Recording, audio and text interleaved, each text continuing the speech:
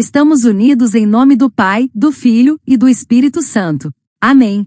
Sexta-feira, 20 de fevereiro de 2026, depois das cinzas. Primeira leitura. Leitura do livro do profeta Isaías 58, 1-9a. Assim fala o Senhor Deus, grita forte sem cessar, levanta a voz como trombeta e denuncia os crimes do meu povo e os pecados da casa de Jacó.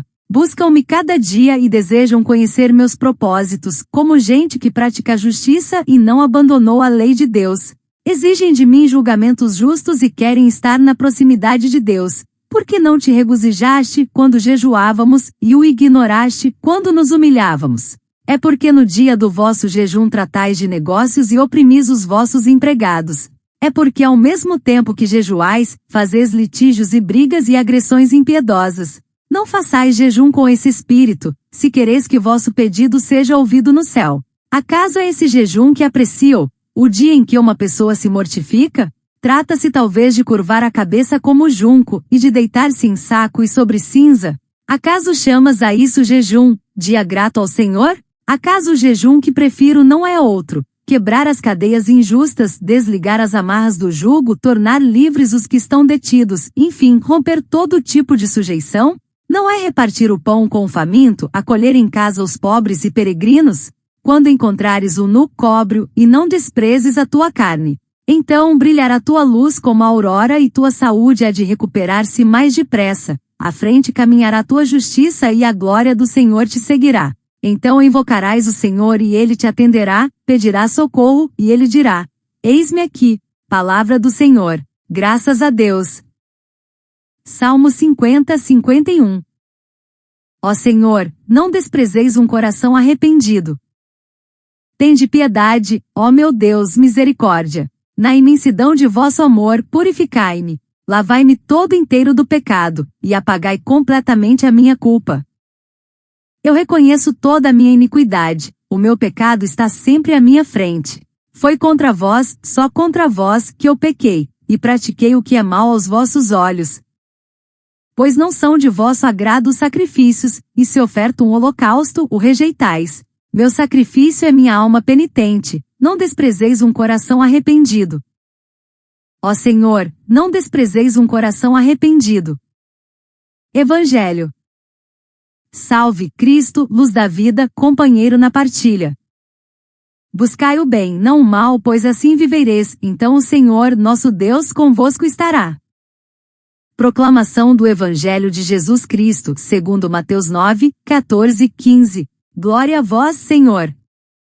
Naquele tempo, os discípulos de João aproximaram-se de Jesus e perguntaram: Por que razão nós e os fariseus praticamos jejuns, mas os teus discípulos não?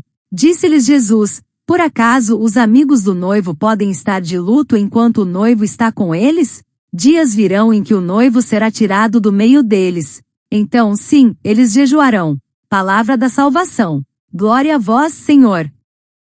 Reflexão. O contexto histórico do texto de Isaías 58 situa-se no período pós-exílio babilônico, quando o povo de Israel retornava à sua terra e buscava reorganizar sua vida religiosa e social. Havia uma preocupação intensa com a observância da lei e com práticas externas de piedade, como o jejum, mas essas atitudes muitas vezes estavam dissociadas da justiça social. Era um tempo de reconstrução nacional, marcado por tensões internas e desigualdades. Os pobres, órfãos e estrangeiros continuavam vulneráveis, enquanto alguns buscavam privilégios. A religião era central, mas havia o risco de reduzi-la a ritos vazios. Isaías denuncia essa incoerência. Não basta cumprir rituais se a vida cotidiana está marcada pela opressão e pelo egoísmo. O profeta revela que o verdadeiro culto a Deus passa pela prática da justiça e da misericórdia. O jejum agradável ao Senhor não é apenas abstinência de alimento, mas libertação dos oprimidos, partilha com os necessitados e acolhida aos excluídos. Essa mensagem conecta-se diretamente à liturgia atual, especialmente no tempo da Quaresma, quando somos chamados à conversão integral. Oração, jejum e esmola devem caminhar juntos, não como formalidades, mas como expressão concreta do amor a Deus e ao próximo. A liturgia nos recorda que a fé autêntica se traduz em gestos de solidariedade e reconciliação. Essa leitura nos desafia a rever nossas práticas religiosas. Em nossas comunidades, é comum valorizar ritos e devoções, mas Isaías nos convida a perguntar: nossas celebrações nos levam a transformar a realidade? Uma aplicação prática seria promover ações concretas de caridade durante períodos penitenciais, como campanhas de doação, visitas a doentes e acolhida aos migrantes. Além disso, é necessário educar para uma espiritualidade que una culto e vida, evitando a tentação de reduzir a fé a aparências. Quando a comunidade vive essa coerência, torna-se luz que brilha como a aurora, sinal da presença de Deus no mundo.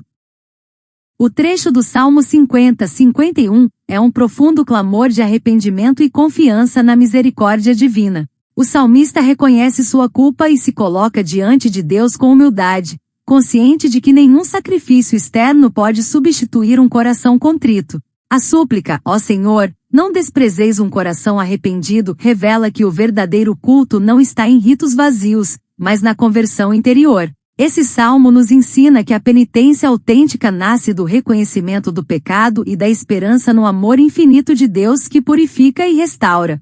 É um convite para que na liturgia e na vida, apresentemos ao Senhor não apenas gestos exteriores, mas um coração sincero, aberto à graça e disposto a recomeçar. O contexto do trecho do Evangelho de Mateus se insere na Galiléia do século I, uma região marcada por forte religiosidade judaica e por tensões políticas sob o domínio romano. Havia uma estrutura rígida com grupos como fariseus e escribas que valorizavam práticas externas da lei, como o jejum, para demonstrar fidelidade a Deus. O jejum era sinal de penitência e expectativa messiânica praticado em momentos de luto ou súplica. Muitos acreditavam que a observância rigorosa dos ritos garantiria proximidade com Deus. Nesse cenário, a pergunta dos discípulos de João reflete essa mentalidade. Por que os seguidores de Jesus não jejuam como os demais?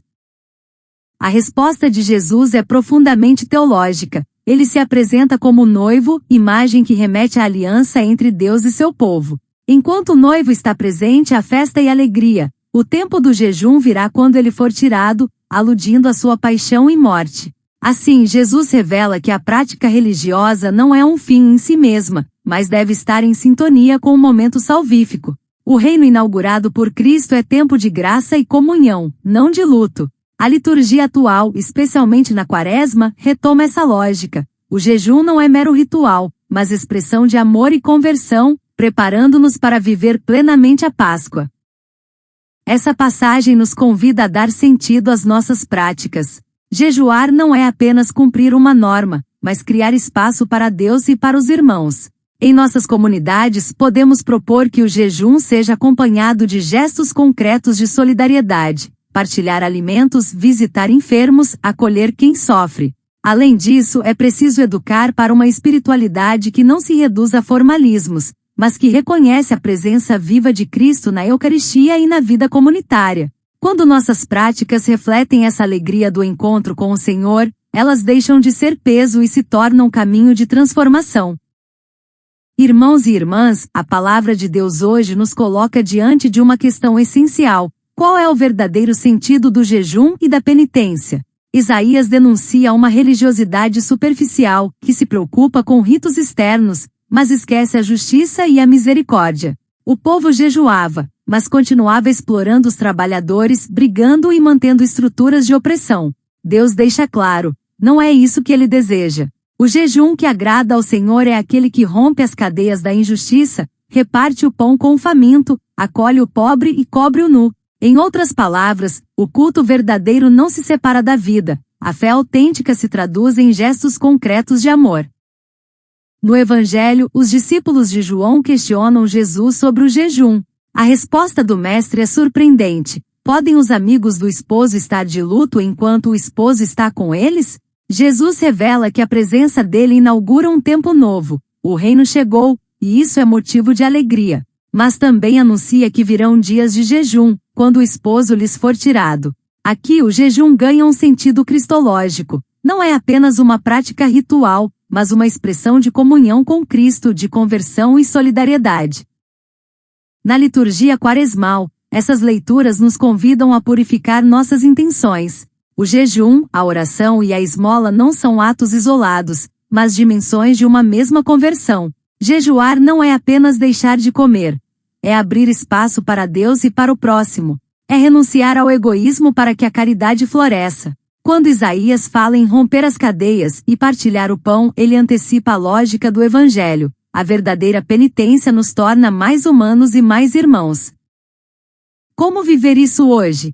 Em nossas comunidades, podemos propor que cada gesto penitencial seja acompanhado de uma ação concreta de caridade. Se jejuamos, que o alimento economizado seja destinado a quem passa fome. Se rezamos, que nossa oração nos leve a visitar um doente ou consolar um aflito.